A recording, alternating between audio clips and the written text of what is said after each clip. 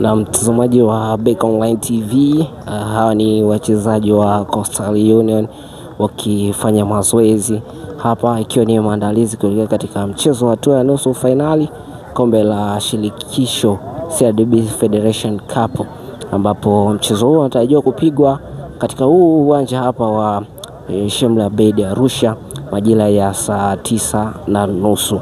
Hawa ni Coastal Union na watacheza mchezo huo wa hatua ya nusu finali dhidi ya Simba Sports Club, ambao nao baadaye watakuwa wanafanya hapa mazoezi kujiandaa vyema kabisa kuwakabili hawa wagosi wa kaya hapa.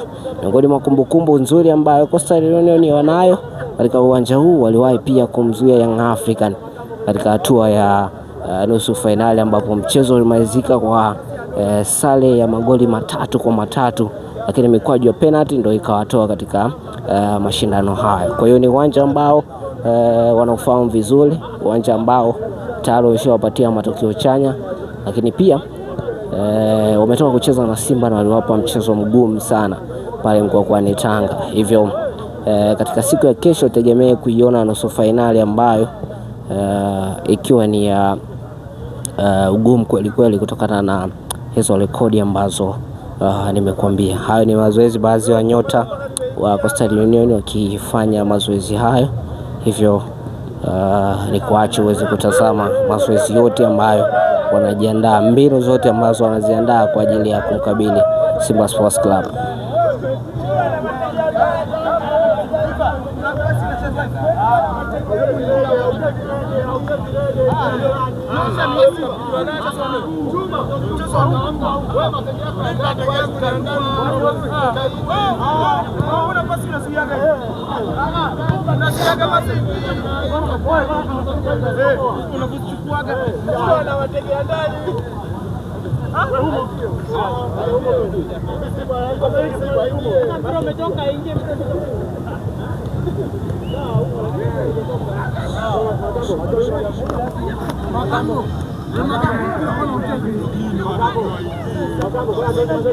Mtazamaji wa Beka Online, kama ambavyo unasikia baadhi ya nyota wa Coastal Union wako hapa.